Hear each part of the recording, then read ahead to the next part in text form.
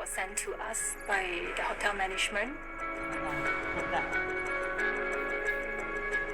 And we found out that their encounter or their contact with the case was brief, so they are not considered close contacts. However, we do note that there's 2 of the staff who were unwell. One was the cleaner who cleaned their room.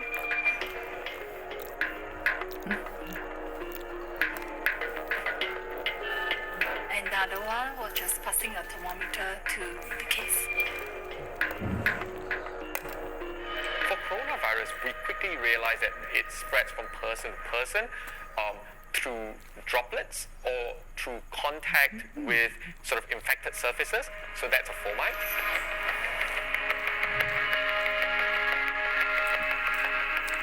So fomite transmission essentially is transmission when there is contact with infected surfaces in the environment.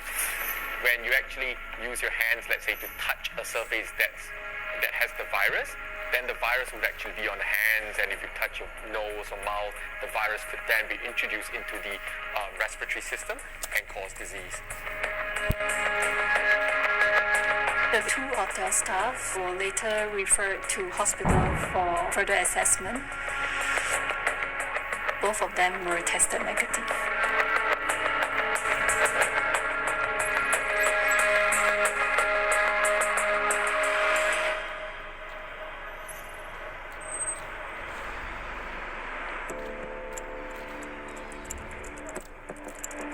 We had just one missing link. We know that the case needed medical treatment on the 22nd of January.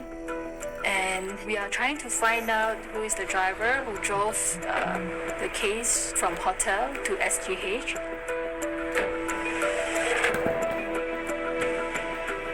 From the interview, the son looked through his receipt that he has kept and managed to pull out the receipt. But there's no company details. So we called major taxi operators to find out who the driver was.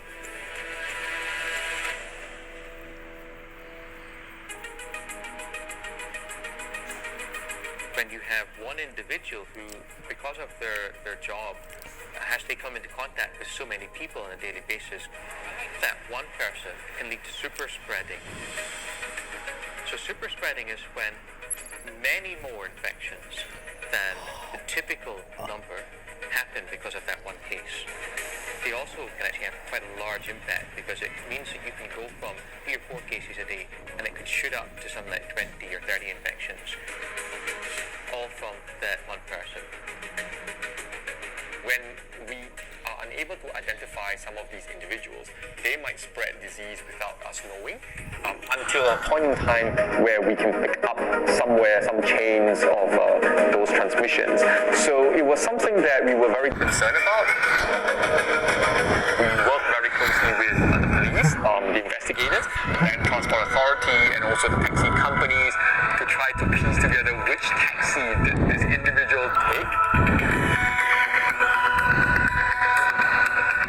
There are so many taxis flying around Singapore, so it is quite a challenge both in terms of time and resources.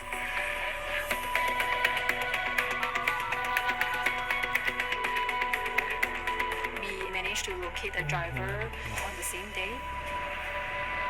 We actually contacted the driver around midnight. He was well. So in this case, the taxi driver is a close contact, but it's not a case. So we did not do a secondary tracing about the contacts of the taxi driver.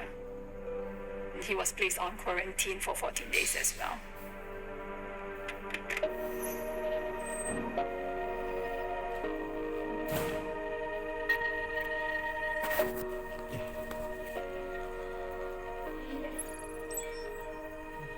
For case 1, a total of 46 people were identified as close contact.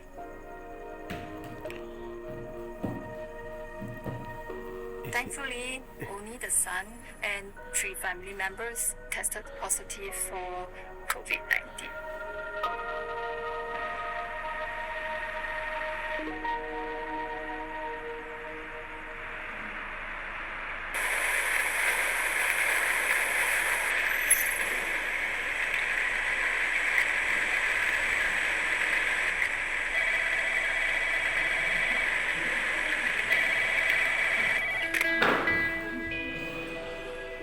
Soon after our first case, China had reduced or stopped travel from Wuhan city and subsequently from the rest of China. So we managed to control the spread into the community and keep cases in Singapore at a very low level, January going into February. Initially, we still believe that majority of the cases are imported because that's, just during Chinese New Year, quite a lot of people come from Wuhan, spend holidays in Singapore. But we have to always keep our guard up. We can never be complacent. Breaking news. The Health Ministry has confirmed 2 more cases of the new coronavirus. We started also recruiting contact tracers from across the healthcare sector, and so that group of contact tracers increased in size to about 200. Singapore has the ingredients for successful contact tracing. We have the wealth, we have the manpower, we have the knowledge, and of course the experience to do it. And yet we were not good enough for the sneaky COVID-19. 2 more cases of the Wuhan coronavirus have been confirmed here in Singapore, bringing the total number of cases to 7. This presents an increasing risk to citizens. The situation is evolving so quickly. The virus is getting stronger, number of infections are likely to rise. There are many uncertainties. This can get worse than SARS. There are now 118,000 cases in 114 countries, and 4,291 people have lost their lives. COVID-19 can be characterized as a pandemic. We have rung the alarm bell loud and clear. The number of coronavirus cases in Singapore has now reached 45. The virus is probably already circulating in our own population. At some point, we will have to reconsider our strategy. People were hoarding, and panic drove into the hearts of all Singaporeans. But then we found that what we call is local community transmission. There were 3 churchgoers infected with COVID-19. These patients got this virus from nowhere. There were more and more cases attributed to this cluster. This led to a leak of cases into the community, spreading to others. Even in my wildest imagination, I could not have predicted COVID-19 today. We are on the highest alert, right? In a pandemic scenario, anything can happen.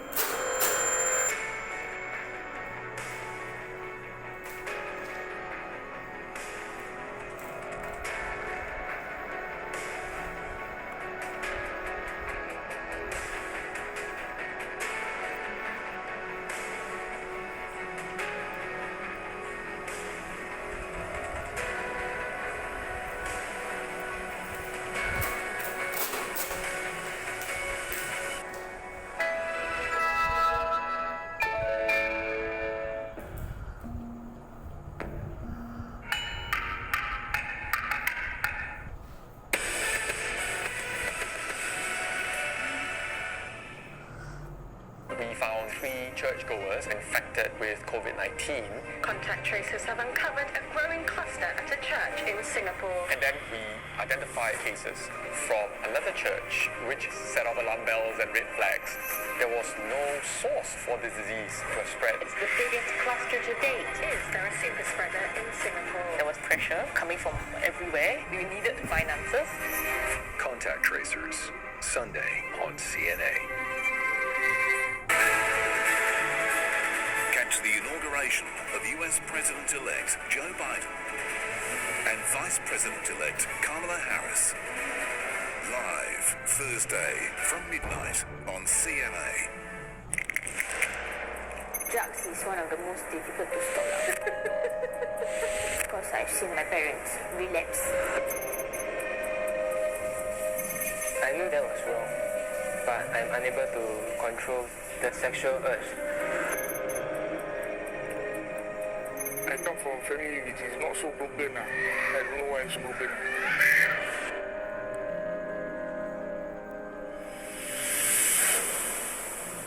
This February sees the opportunity for change through sustainability, crisis management and cultural transformation. Climate for Change. Find out how businesses pivoted to become more sustainable by reskilling, refocusing and adapting to technology. Believe. Discover how Singapore's leaders led a nation to overcome one of the world's biggest crises in recent history. There's something about Orchard. Uncover how the 1960s transformed this iconic road through fashion, food, music and dance. This February on CNA.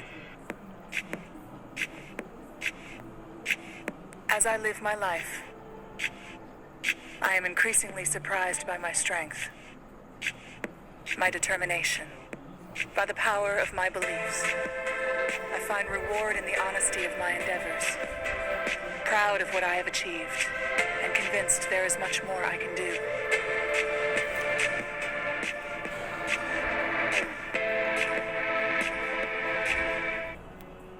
This is Asia Tonight. Good evening, I'm Dawn Tan. Tonight's top stories. A multi-billion-dollar COVID stimulus package. Malaysia unveils fresh economic assistance to get the country through the pandemic as cases soar. Whatever it takes, the Japanese Prime Minister's vowed to keep the coronavirus under control. He's also promised that the Olympics will go ahead this year. A plan to put aviation and shipping on the front foot. Singapore to prioritize the vaccination of nearly 40,000 frontline transport workers. Hong Kong ramps up virus testing in hotspots as more than 100 new infections are reported. It's the highest number in nearly a month. Pardons, impeachment, and an inauguration. A busy week begins as the US transitions from the Trump to the Biden presidency.